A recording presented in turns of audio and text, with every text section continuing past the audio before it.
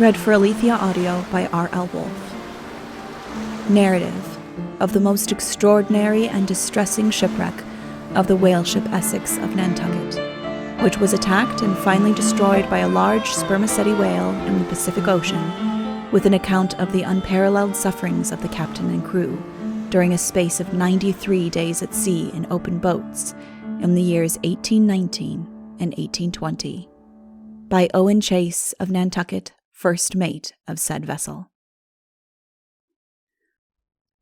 To the reader, I am aware that the public mind has been already nearly sated with the private stories of individuals, many of whom had few, if any, claims to public attention, and the injuries which have resulted from the promulgation of fictitious histories, and in many instances of journals entirely fabricated for the purpose, has had the effect to lessen the public interest in works of this description, and very much to undervalue the general cause of truth.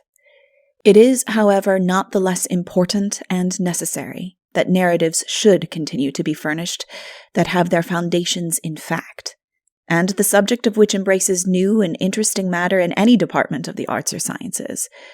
When the motive is worthy, the subject and style interesting, affording instruction, exciting a proper sympathy, and withal disclosing new and astonishing traits of human character, this kind of information becomes of great value to the philanthropist and philosopher, and is fully deserving of attention from every description of readers. On the subject of the facts contained in this little volume, they are neither so extravagant as to require the exercise of any great credulity to believe, nor, I trust, so unimportant or uninteresting as to forbid an attentive perusal. It was my misfortune to be a considerable, if not a principal, sufferer in the dreadful catastrophe that befell us, and in it I not only lost all the little I had ventured, but my situation and the prospects of bettering it, that at one time seemed to smile upon me, were all in one short moment destroyed with it. The hope of obtaining something of remuneration by giving a short history of my sufferings to the world must therefore constitute my claim to public attention. Preface. The increasing attention which is bestowed upon the whale fishery in the United States has lately caused a very considerable commercial excitement, and no doubt it will become, if it be not at present, as important and general a branch of commerce as any belonging to our country. It is now principally confined to a very industrious and enterprising portion of the population of the States, many individuals of whom have amassed very rapid and considerable fortunes. It is a business requiring that labor, economy, and enterprise for which the people of Nantucket are so eminently distinguished. It has enriched the inhabitants without bringing with it the usual corruptions and luxuries of a foreign trade, and those who are now most successful and conspicuous in it are remarkable for the primitive simplicity, integrity, and hospitality of the island. This trade, if I may so call it, took its rise amongst the earliest settlers, and has gradually advanced to the extended, important, and lucrative state in which it now is, without any material interruption, and with very little competition until the present time.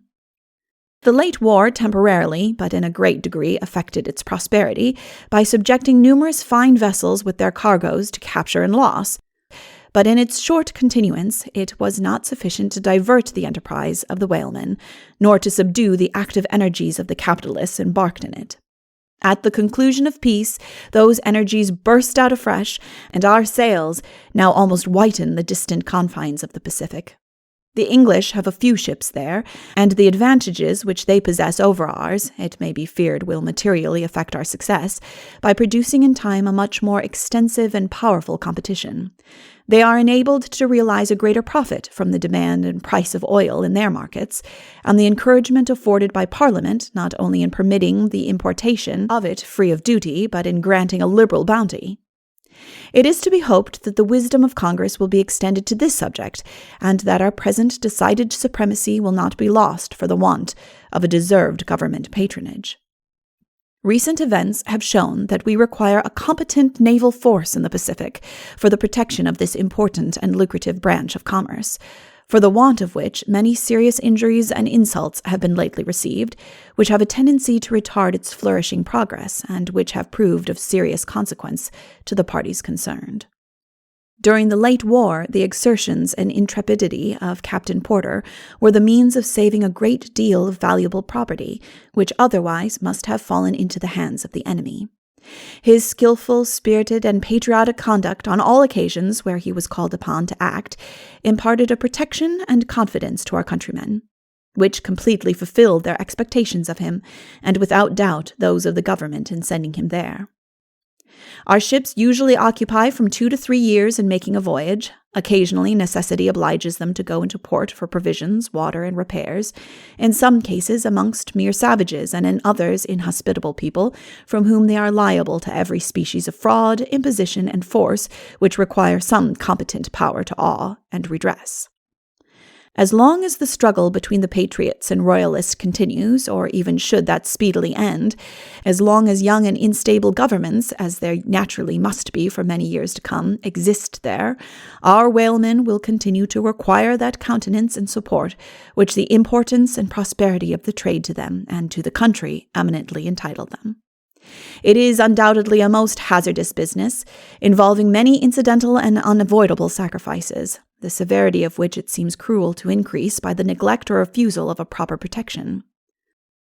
The seamen employed in the fishery, and particularly those from Nantucket, are composed of the sons and connections of the most respectable families on the island, and unlike the majority of the class or profession to which they belong, they labor not only for their temporary subsistence, but they have an ambition and pride among them which seeks after distinguishment and promotion. Almost all of them enter the service with views of a future command, and submit cheerfully to the hardships and drudgery of the intermediate stations until they become thoroughly acquainted with their business. They are common sailors, boat steerers, and harpooners. The last of these is the most honorable and important.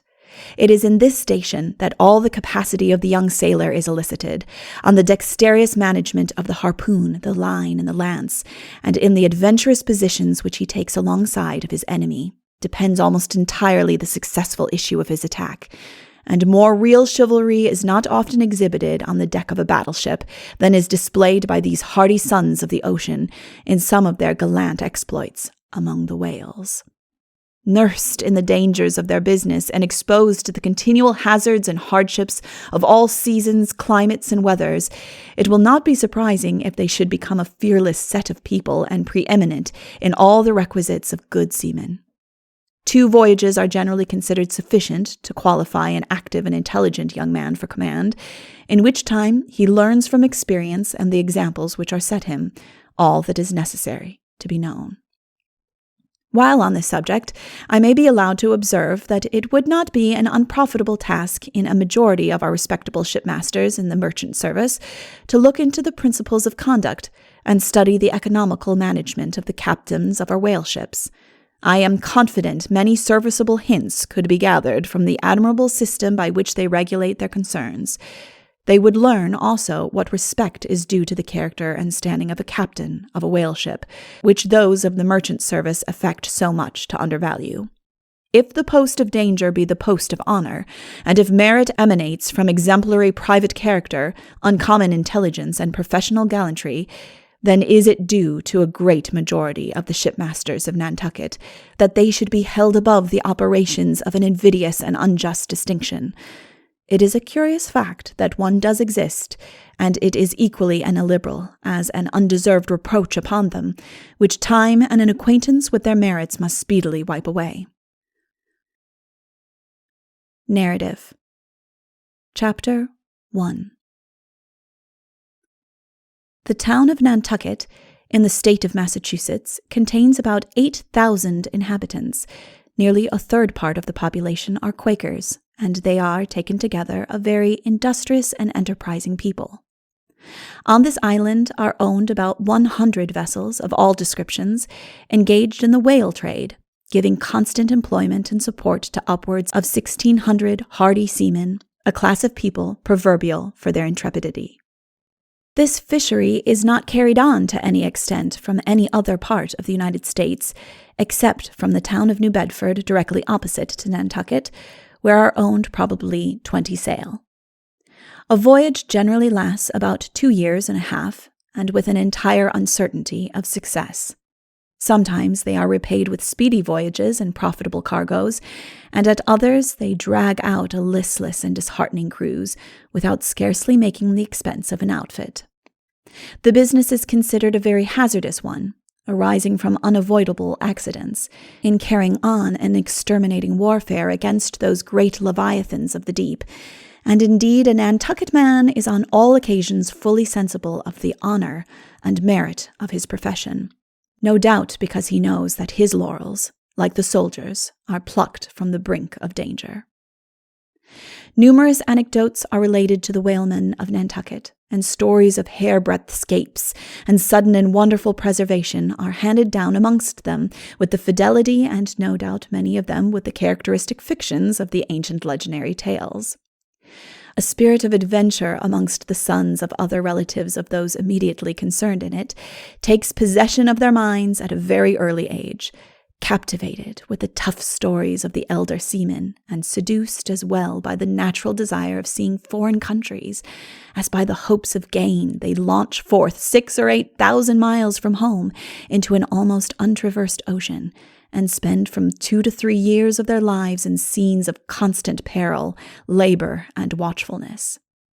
The profession is one of great ambition, and full of honorable excitement. A tame man is never known amongst them, and the coward is marked with that peculiar aversion that distinguishes our public naval service. There are perhaps no people of superior corporal powers, and it has been truly said of them that they possess a natural aptitude which seems rather the lineal spirit of their fathers than the effects of any experience. The town itself, during the war, was, naturally to have been expected, on the decline. But with the return of peace, it took a fresh start, and a spirit for carrying on the fishery received a renewed and very considerable excitement. Large capitals are now embarked, and some of the finest ships that our country can boast of are employed in it. The increased demand, within a few years past, from the spermaceti manufactories, has induced companies and individuals in different parts of the Union to become engaged in the business, and if the future consumption of the manufactured article bear any proportion to that of the few past years, this species of commerce will bid fair to become the most profitable and extensive that our country possesses. From the accounts of those who were in the early stages of the fishery concerned in it, it would appear that the whales have been driven, like the beasts of the forest, before the march of civilization, into remote and more unfrequented seas, until now they are followed by the enterprise and the perseverance of our seamen, even to the distant coasts of Japan. The ship Essex, commanded by Captain George Pollard, Jr., was fitted out at Nantucket and sailed on the 12th day of August, 1819, for the Pacific Ocean on a whaling voyage. Of this ship, I was the first mate. She had lately undergone a thorough repair in her upper works, and was at the time, in all respects, a sound, substantial vessel. She had a crew of 21 men, and was victualled and provided for 2 years and a half. We left the coast of America with a fine breeze, and steered for the western islands. On the second day out, while sailing moderately on our course in the Gulf Stream, a sudden squall of wind struck the ship from the southwest and knocked her completely on her beam ends, stove one of our boats, entirely destroyed 2 others, and threw down the camboose. We distinctly saw the approach of this gust, but miscalculated altogether as to the strength and violence of it. It struck the ship about 3 points off the weather quarter, at the moment that the man at the helm was in the act of putting her away to run before it. In an instant she was knocked down with her yards in the water, and before hardly a moment of time was allowed for reflection, she gradually came to the wind and righted.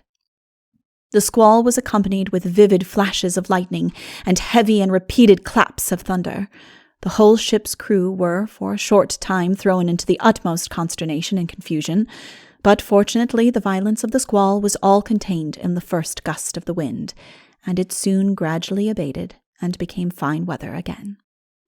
We repaired our damage with little difficulty, and continued on our course, with the loss of the 2 boats.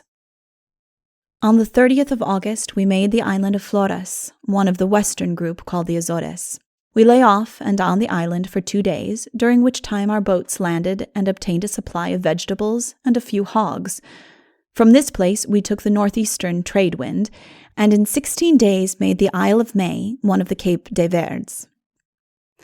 As we were sailing along the shore of this island, we discovered a ship stranded on the beach, and from her appearance took her to be a whaler. Having lost 2 of our boats, and presuming that this vessel had probably some belonging to her that might have been saved, we determined to ascertain the name of the ship, and endeavor to supply, if possible, the loss of our boats from her. We accordingly stood in towards the port or landing place. After a short time, 3 men were discovered coming out to us in a whaleboat.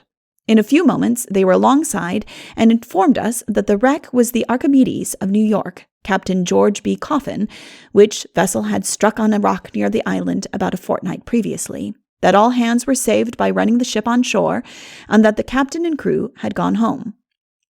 We purchased the whaleboat of these people, obtained some few more pigs, and again set sail. Our passage thence to Cape Horn was not distinguished for any incident worthy of note. We made the longitude of the Cape about the 18th of December, having experienced headwinds for nearly the whole distance.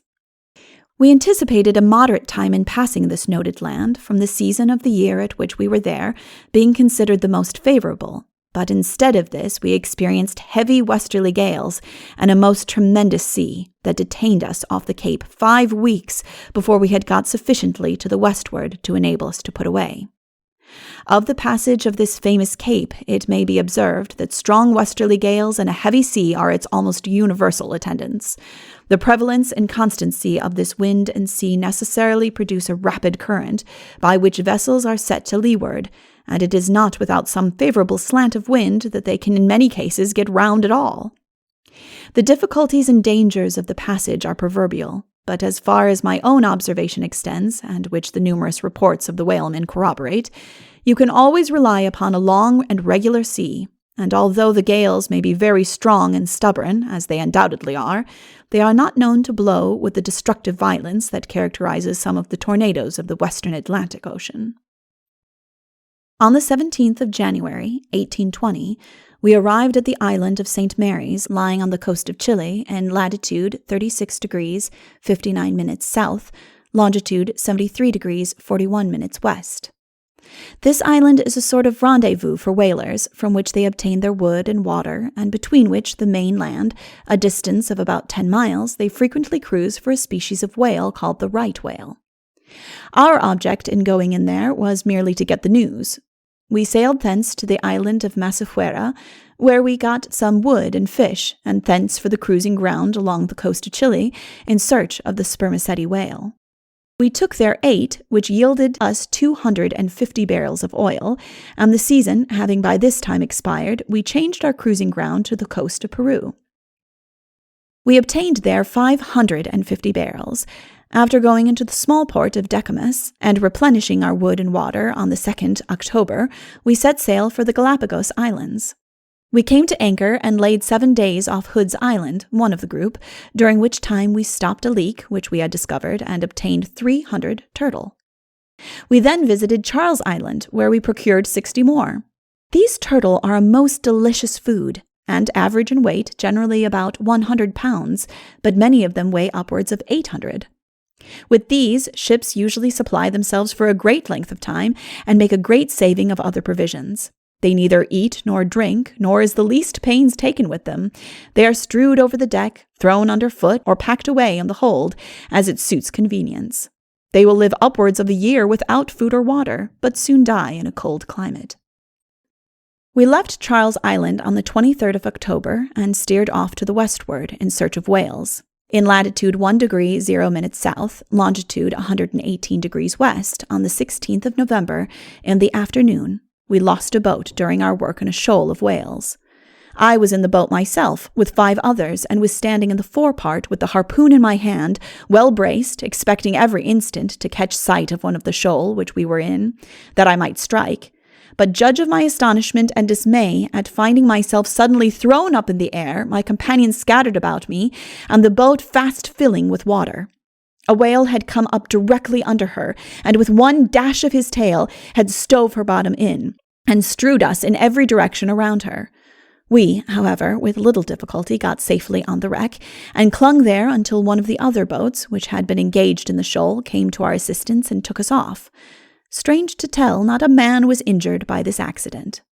Thus it happens very frequently in the whaling business that boats are stove, oars, harpoons, and lines broken, ankles and wrists sprained, boats upset, and whole crews left for hours in the water, without any of these accidents extending to the loss of life.